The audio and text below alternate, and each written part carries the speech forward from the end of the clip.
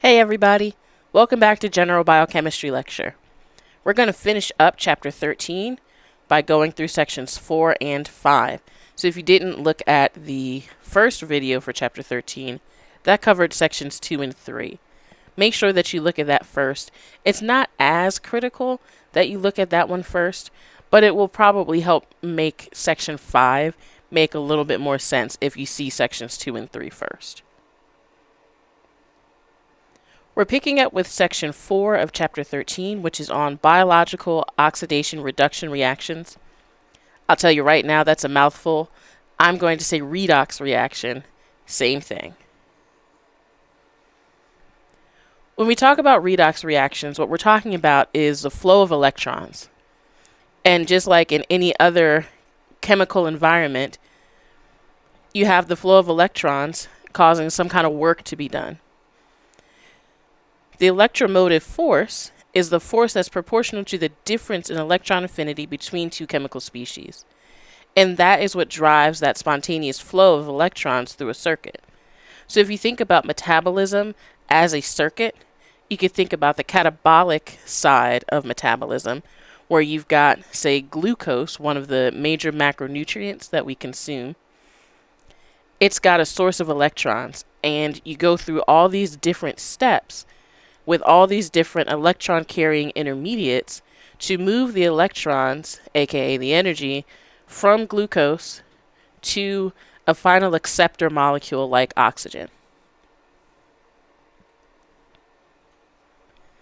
Let's talk a little bit more about redox reactions. This may look familiar to you if you remember Gen Chem 2. We can talk about redox as two half reactions. There's two things going on here. We've got the iron 2 plus ion, and we've got the copper 2 plus ion. And if we have both of these in solution, something's going to happen. There's a difference in the affinity that these two metals have for electrons.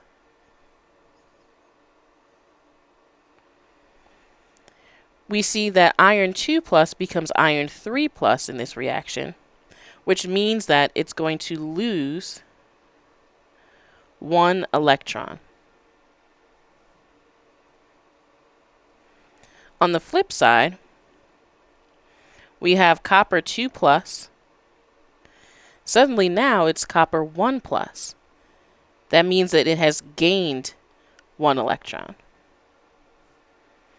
Those two half reactions are written below. Iron 2 plus losing an electron, and copper 2 plus gaining an electron. That's just the flow of electrons, and it has to do with how readily one metal will give up electrons relative to another metal, the activity series, which you may have again covered in general chemistry. We're not going over that, but it's just to give you an idea of there's this difference in affinity for electrons, and those differences, even if they're small, can make a really big difference when it comes to redox reactions. So whenever you have a biological system and you're looking at a redox reaction, there's always a conjugate redox pair. You're going to have something that donates electrons and something that accepts electrons. So you see the terminology here. The reducing agent or the reductant is the one that donates the electrons. The oxidizing agent or the oxidant is the one that accepts the electrons. You always have to have one of each, and one of each together makes the conjugate redox pair.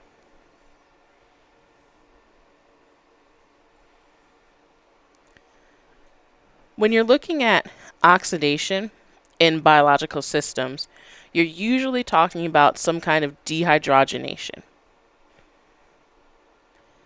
When we look at chemicals that have covalent bonds, we're taught, okay, these electrons are being shared, and they're being shared equally. But that's not really the case. There's still differences in electronegativity. And the more electronegative atom in a bonded pair is the one that kind of owns the electrons. It has more time with the electrons than the other atom does. So if we think about the alkanes like methane, ethane, these have carbon-hydrogen bonds. Carbon is much more electronegative than hydrogen. Everything is more electronegative than hydrogen.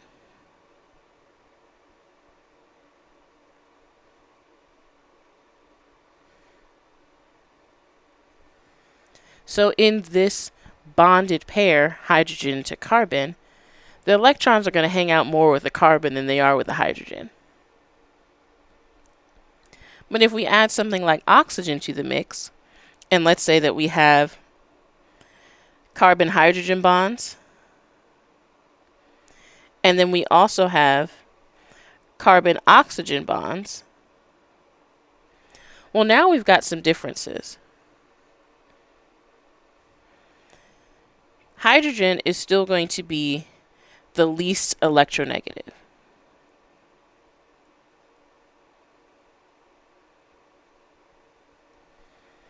That's just going to go without saying. But then we've got the carbon. The carbon is somewhere in the middle, right? So it's kind of middle of the road. The oxygen is the most electronegative when we're looking at this molecule.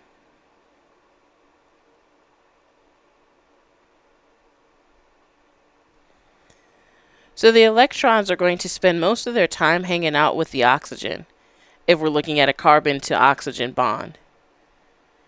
If we're looking at a hydrogen to carbon bond, they're going to spend more time with the carbon.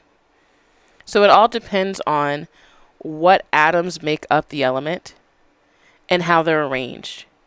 So we think about these compounds as very static, but they're not. The electrons are moving around quite a lot, quite rapidly, and they tend to congregate or spend more time around the more electronegative atoms. So dehydrogenation and oxidation are often interchanged. What dehydrogenation means is that you're losing electrons and hydrogen ions. And these reactions are catalyzed by dehydrogenases. When you're moving electrons from one compound to another, it's going to look a certain way. And here's a list of what that can look like. Directly as electrons, hydrogen atoms, a hydride, which is just a hydrogen that has a pair of electrons. And then you can also have direct combination with oxygen. So remember that molecular oxygen can accept electrons and it can be split and added to a compound.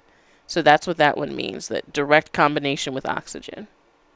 So those are all the different ways that you can see electrons transferred from the donor or the reducing agent to the acceptor, the oxidant. Some more terminology here for you. Reducing equivalence.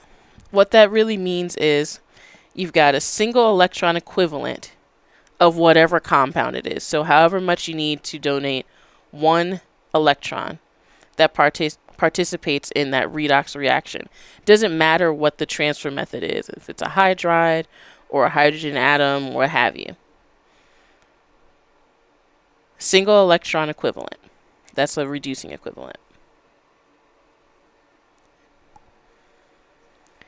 There are a few types of coenzymes and proteins that serve as universal electron carriers.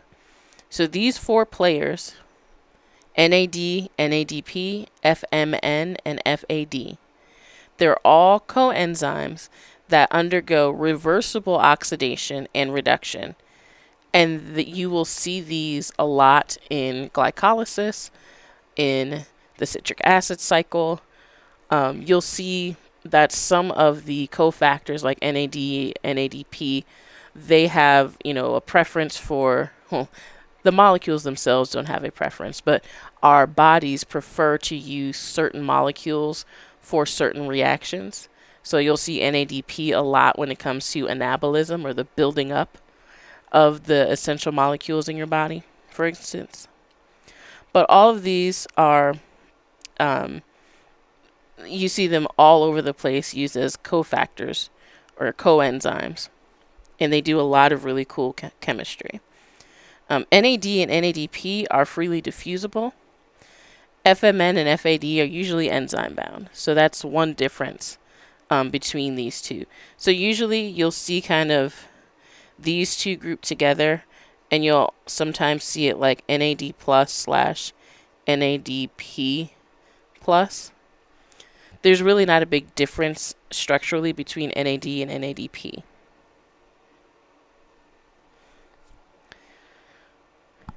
So hopefully you remember chapter 8 when we were talking about pyridines and pyrimidines. NAD is a compound that has a nicotinamide ring that resembles a pyridine. When it's oxidized, it's NAD+, and that plus refers to this nitrogen here. NADP looks pretty much the same, only instead of a hydrogen here, there's a phosphate group.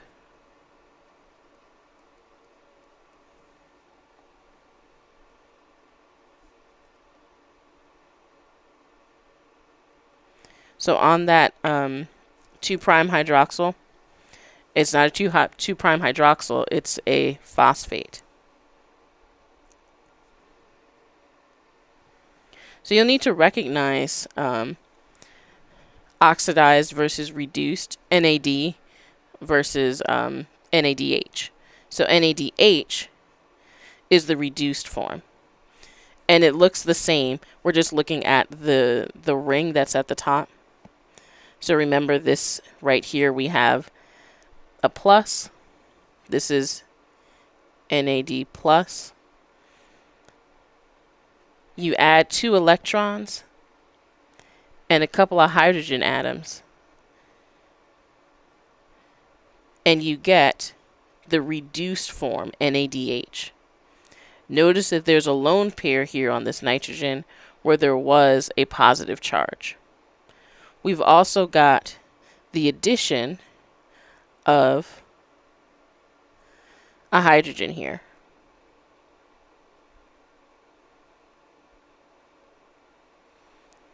So we add a hydrogen to this molecule. We've got a lone pair on that nitrogen, and then there's also an H plus that's produced as well. Less concerned about that, more concerned about the changes on the molecule. So because we have this lone pair here on the nitrogen, that means that this is no longer, a benzene type of ring. We lost one of the double bonds between the nitrogen and this carbon. So know the difference, be able to identify it. You will not need to draw NAD or NADH, but you'll need to recognize these forms, especially when we're looking at metabolic processes. You need to know the difference between these two. Another tidbit of information that I need you to hold on to is when we're looking at NAD versus NADH, you can see a difference in their UV spectra. The red is NAD+, that's oxidized, and it's the one that looks, the closest to a pyridine.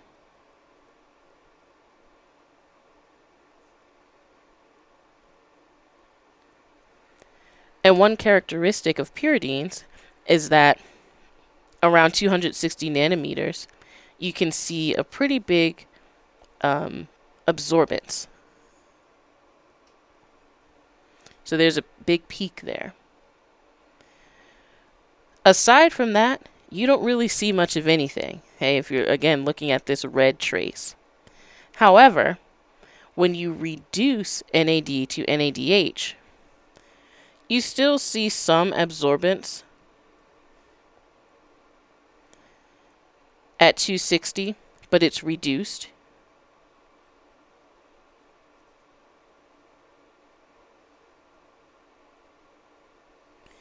and you suddenly see this peak appear at 340 nanometers.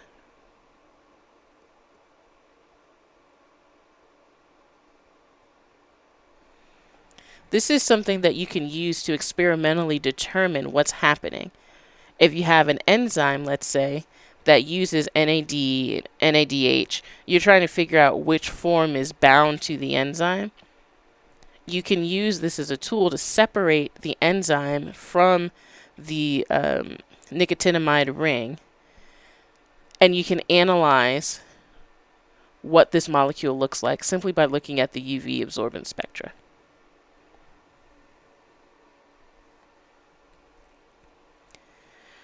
So NAD and NADP both accept 2 electrons and a proton. We went over what what it looks like with NAD going to NADH. Again, it's the same thing, only NADP has a phosphate on that 2' hydroxyl. So this is something that you should know. Know that you can get 2 electrons added and a proton added, and that the reverse would be to donate those 2 electrons, and you could also donate it as a hydride. Okay.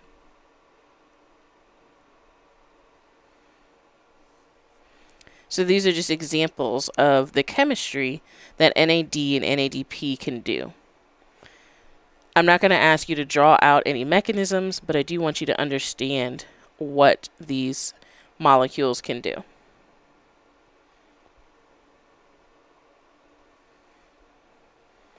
Oxidoreductases, which are also dehydrogenases, there's a lot of synonyms here. I apologize.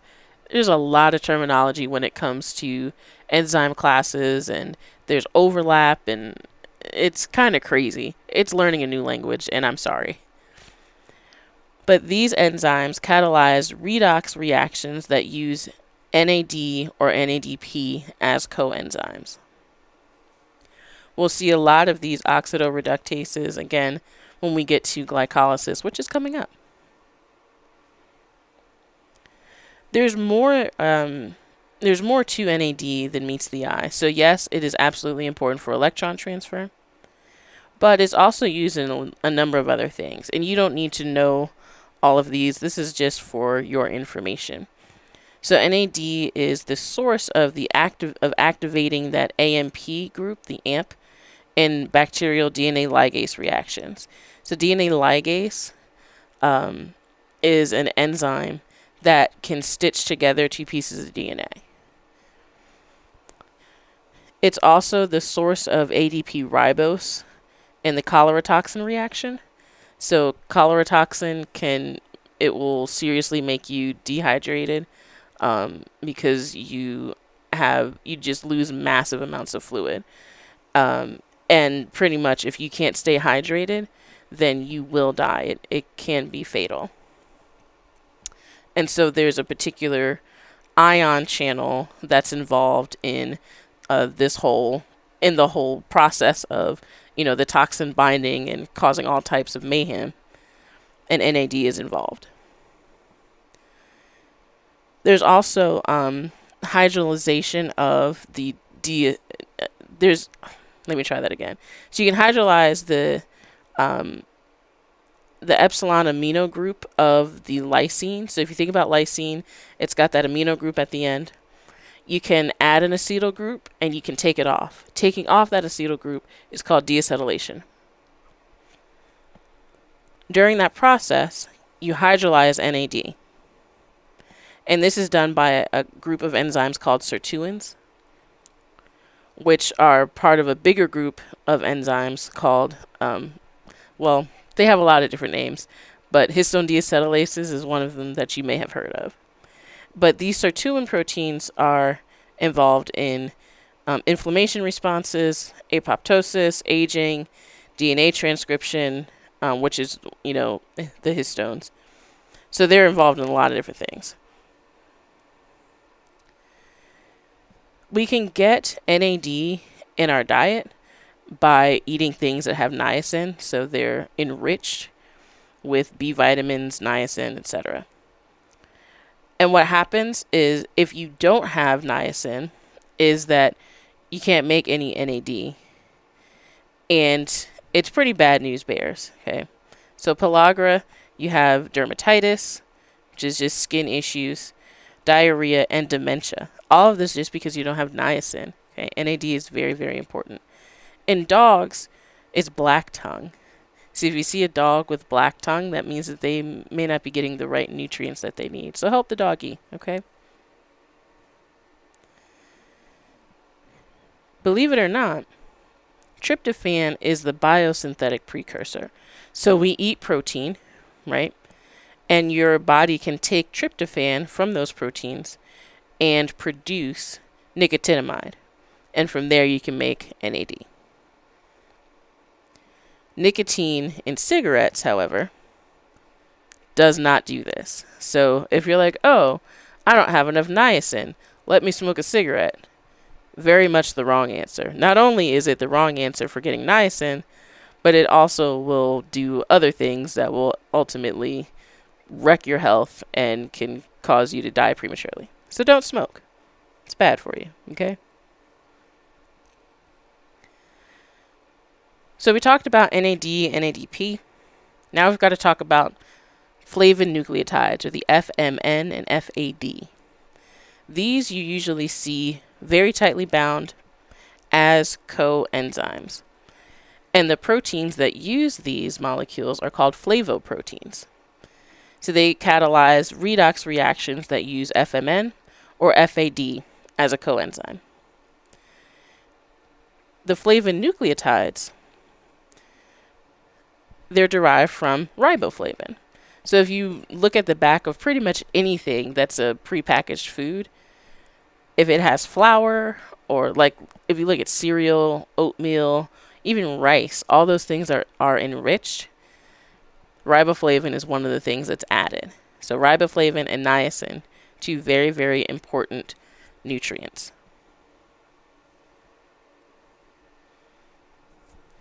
So these molecules, I'm not going to have you responsible for knowing them. We're not going to do any chemistry or pushing any, doing any electron pushing with FAD. It is very fascinating, but this chemistry might be just a little bit above our pay grade in terms of understanding the mechanisms. And some of these mechanisms are not fully elucidated. So science is always an ongoing study. And this is one area of study that is still, still going. There are plenty of enzymes that use these, as I've said. One of which I can think of is actually involved in taking the amino acids and adding it onto the tRNA, the transfer RNAs that are used in translation. So it's not just in metabolism, but these flavoproteins are used everywhere. The great thing about FAD and FMN is that they can either accept 1 or 2 electrons. So this is great for, if you need to shuttle electrons, then you have a shuttle that can take 1 or 2 electrons.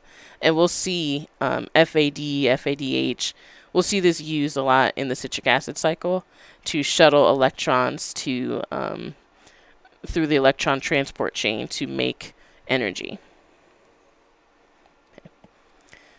So that's 13.4, redox reactions, just kind of touching the surface of it, saying hi and bye. This section, however, we are going to focus on quite heavily because this is really the key to understanding metabolic pathways, and that's regulation.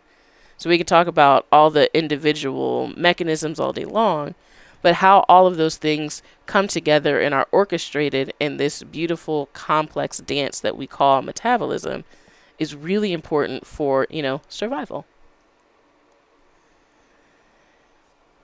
So all these pathways, you can think about metabolism as a 3-dimensional meshwork.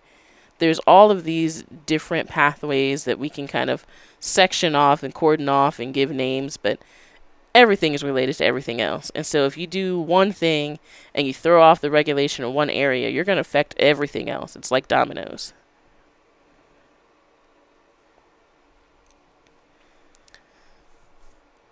So in order for us to survive, we have to have some kind of a steady state, right?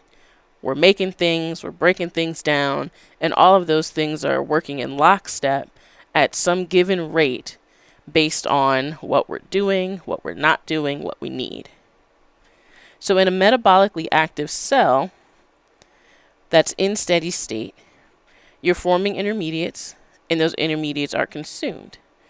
So if we're starting with some and it's converted to some intermediate substrate, and then it's converted to product, we've got two rates on our hand. The rate of A being converted to S, and S being converted to P. When those two rates are equal, then the substrate, or the S concentration, is constant. That's homeostasis.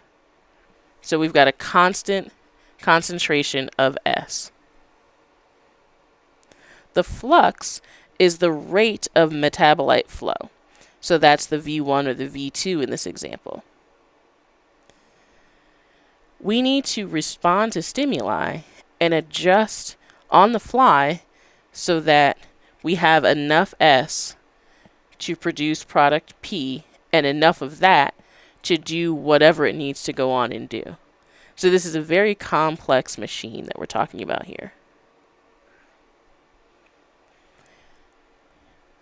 Machines don't always stay calibrated properly, and sometimes you have to respond to some kind of stimuli. So you do that, and you have to elevate a level of this, you have to turn down a level of that, and then you have to get back to normal, right? So the ways that you can modulate the flux, so the rates of all these different intermediates and products being made and consumed, is by changing the number of enzyme molecules available, or somehow affecting the catalytic activity of the enzymes that are available. When we first started talking about proteins, we're talking about enzymes, we're talking about the time scale. So reactions can happen really, really quickly. But we also have enzymes that might last milliseconds to days. So to modulate these enzymes, we need to control when they're active, how long they're active, how much there is. This slide is a catch-all for all of the things that can affect enzyme activity. After we go through and kind of step through all of these, make sure that you come back to this slide and you can talk your way through it to understand what all of these different little things mean. There are 10 different bullet points that tell you factors that affect enzyme activity. So you should understand not necessarily that, phosphorylation means that you're going to turn on or turn off, but just understand that it is something that can affect enzyme activity. So for one enzyme, it may turn on activity, and for another, it may turn it off. So there's nothing set in stone. Just know that it's one way to modulate enzyme activity. And to think forward, we're going to be seeing a lot of examples of these in metabolism. So as we go through metabolism, we step through, the pentose phosphate pathway and glycolysis, which is coming up next. Then you can kind of recenter yourself on this slide and say, okay, what types of factors am I seeing that are affecting this process? So we'll continually revisit this kind of information in much greater detail for certain enzymes. So we'll start with extracellular signals, and I kind of did a blow up and a crop to show you what we're talking about for each one of these. So extracellular signals can be hormonal, like insulin or epinephrine. They can be neuronal, so acetylcholine is a big one. There's growth factors that tell the cell, hey, it's time to grow and divide. Cytokines, so all kinds of different signals. But in general, you're going to have some kind of extracellular signal that comes on by in the blood, and it'll either bind to a receptor and then start some kind of a signal cascade on the inside of the cell, or that extracellular signal can just diffuse through the membrane And then there's a protein on the other side that says, oh, hey, this molecule is here, so that means we need to do X or Y.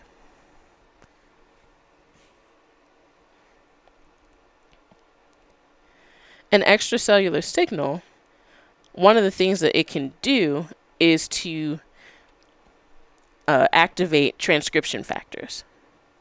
So what you'll see as we walk through these is that none of these factors are mutually exclusive. You're not just going to have, an extracellular signal or just transcription factors activated or just one or the other, but all of these things work together for the greater good.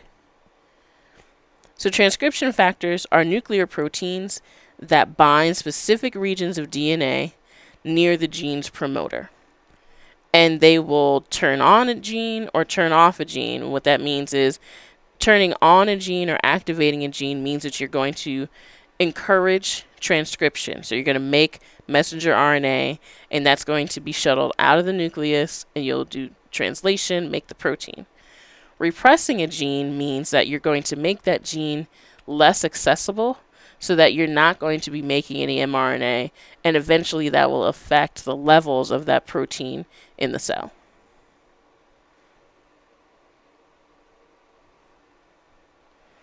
At the mRNA level, we can look at the stability of mRNA. And so there's lots of different factors that can affect the stability of mRNA. There's different proteins and things that bind to it that enable the protection of mRNA to get it safely to the endoplasmic reticulum so that it can be translated. And so the rate of mRNA translation can be regulated simply by degrading it or protecting it.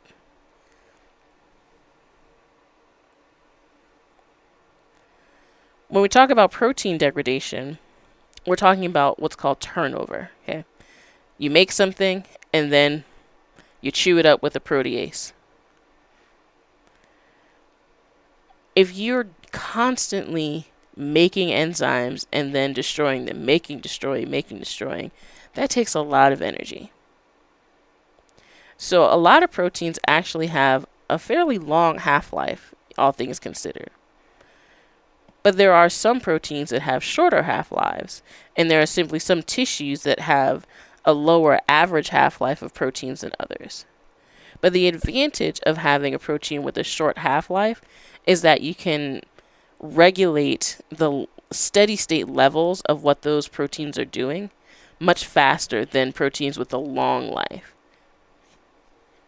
This table down below just gives you an idea of the average half-life in days of proteins in different tissues. So you can see that the liver has the smallest average half-life of just under a day, and the muscle has the longest, over a week. It's kind of impressive. Like when you think about these molecules, they're constantly under siege, all these they're chemicals. They're proteins in chemical soup. And all of those things in the soup are trying to, lay siege and do things to the proteins that they don't want done to themselves. But in the muscle, those proteins are stable for over a week. I think that's impressive. Another method to reduce enzyme activity is to simply move it away from its substrate. So if you have the enzyme in one place and the substrate in another place, then effectively you've got no enzyme activity. You have plenty of enzyme that wants to do a reaction, but it's not anywhere close to its substrate, so it can't. So that's one way that you can modulate enzyme activity, is simply by controlling where the enzyme is relative to its substrate.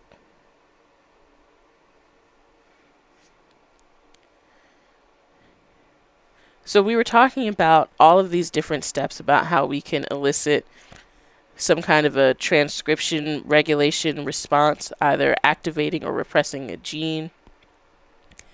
And then we're either making a messenger RNA and having that signal be translated into protein, or maybe we're degrading the mRNA more rapidly than usual. So all of these things that happen to the transcriptome, which is the complement of messenger RNAs that we make, ultimately lead to changes in the proteome, which is all the proteins in the cell. And when you do that, then you're ultimately changing the metabolome. So all of those low molecular weight metabolites, all the things that you make to get from point A to point B, you're affecting all of those things because you're affecting the proteins that do the work to make those. So this is just an example of the metabolome of E. coli that are growing on glucose. So E. coli is a bacteria. They can grow on a number of different substrates. Glucose is one of them. They're very happy to eat glucose all day long. And if you look at all of the low molecular weight chemicals that are inside of these bacteria, this is the breakdown. So there's lots of amino acids. Then you've got nucleotides. You've got lots of other intermediates that are part of different pathways. So remember, all of our cells, they're pretty much just chemical soup.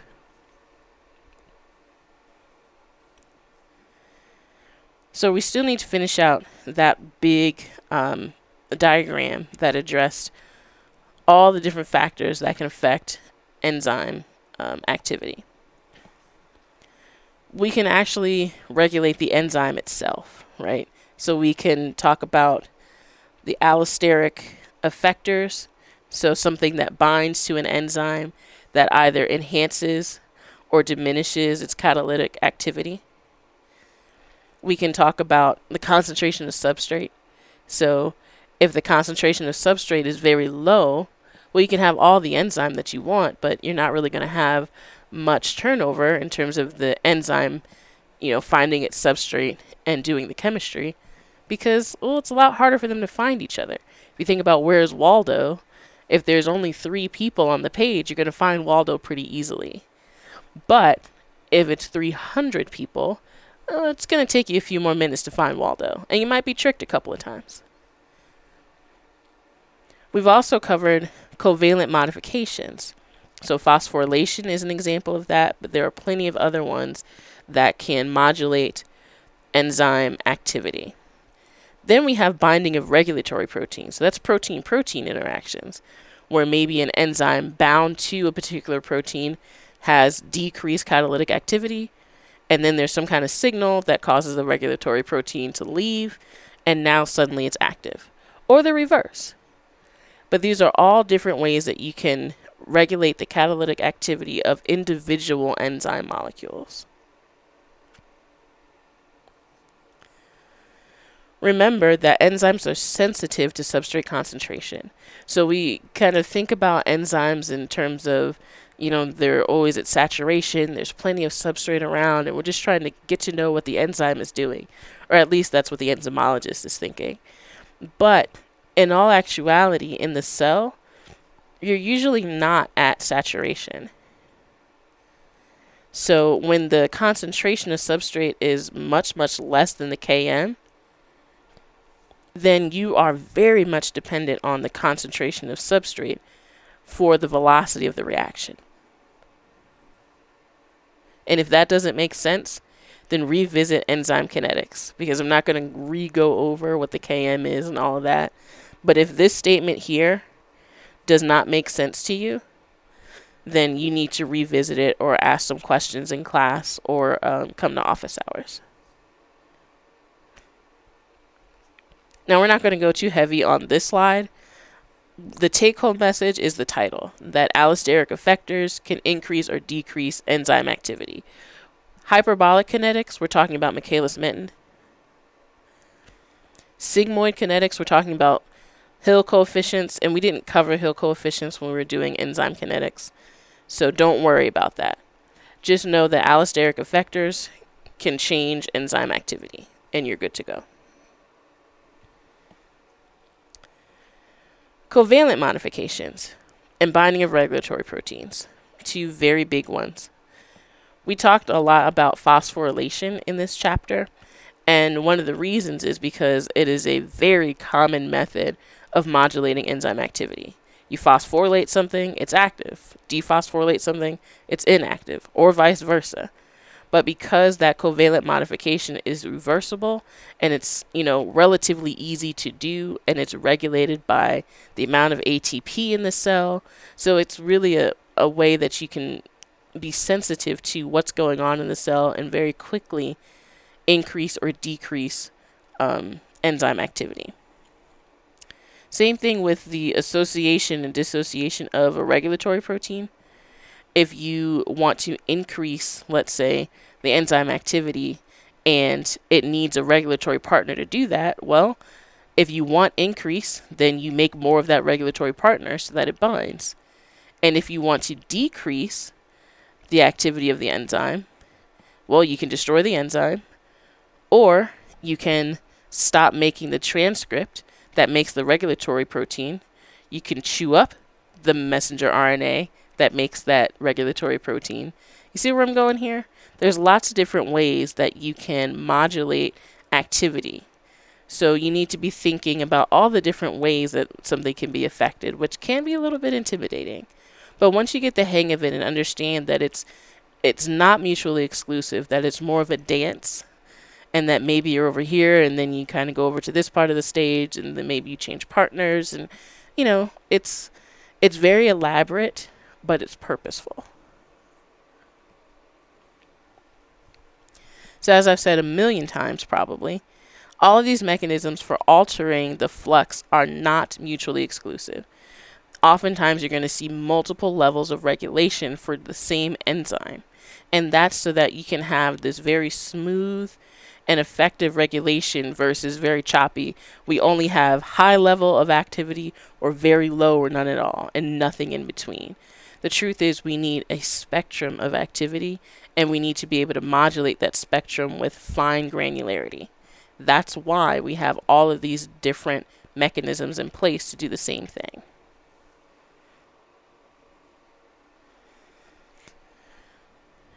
Ultimately, what this leads us to is metabolic regulation and metabolic control. When we talk about metabolic regulation, we're talking about all of the things that serve to maintain homeostasis at the molecular level. With metabolic control, we're talking about the processes that lead to a change in the output of the pathway over time. So you're increasing, the amount of glucose that you're pushing through glycolysis, or you're decreasing that amount. That's metabolic control.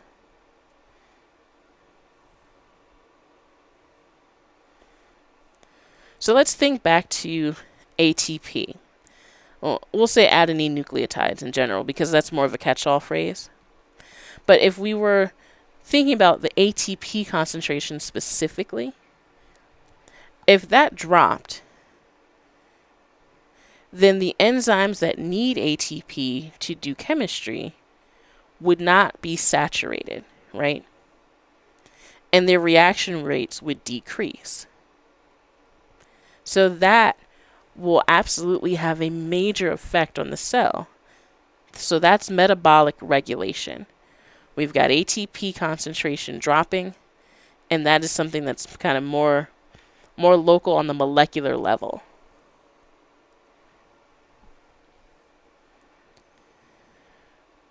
Now we can look at the response to that. So let's say we have this drop in ATP concentration. The overall response would be to catalyze the production of AMP in the reaction to make some ATP, right? So we can take ADP and make AMP and ATP. Why is that important? One, we're making ATP, which is energy. Check.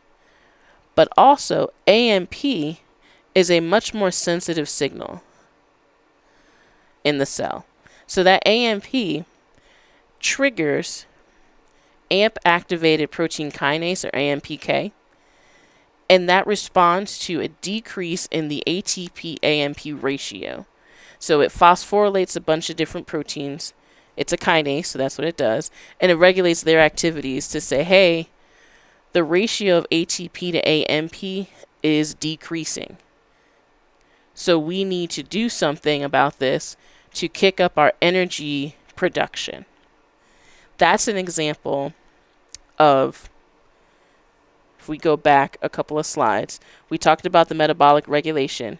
This is metabolic control, where we're looking at the AMP being made from 2-ADP. We'll go forward now. So this is control. I don't like to go back and forth with slides, but I really wanted to point out to you the difference. So looking at just the ATP concentration itself, that's more looking at regulation. We're looking at something on the molecular level. But what happens on the broader scheme of things when that ATP level drops? Then you're going to increase the production of AMP, and then that is going to trigger another response that says to another protein, hey, we need to do a bunch of stuff to increase our ATP levels. So it goes and talks to its other protein friends, and ultimately it leads to an increase in the ATP AMP ratio.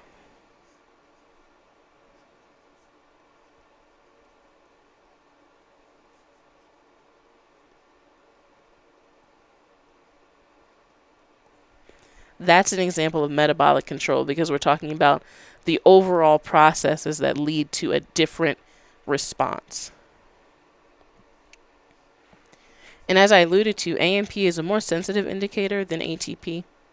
And that's because ATP depletion in the cell, not really a big change. We're talking about somewhere in the ballpark of 5 millimolar ATP dropping down to about 4.5 millimolar. It's only a 10% change. So that's not really huge. But if you look at AMP, 0.1 millimolar versus 0.6 millimolar after ATP has been depleted. So that is a 600% change. This one is much easier to tell, okay? So that is a huge red flag that says, whoa, hey, we've got a lot of AMP going on in here, which means that we have used up a lot of ATP. Something needs to happen because we're using up all our energy, y'all.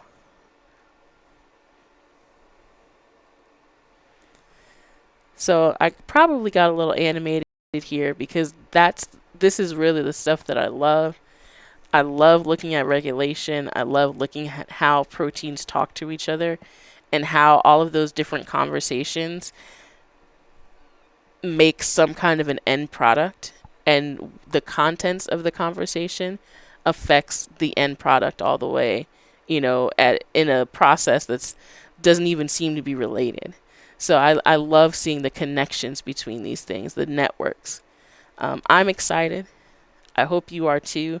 This is just an introduction to metabolism to get you thinking about the different questions that we can ask and the different ways that proteins and enzymes come together to do all of these intricate reactions that keep us healthy and alive. So with that, thanks for watching again. And make sure that you tune into live lecture where we do some practice problems and we do a little bit more thinking about some specific case studies to help you wrap your mind around these basic concepts to get you ready for the upcoming chapters. So be safe.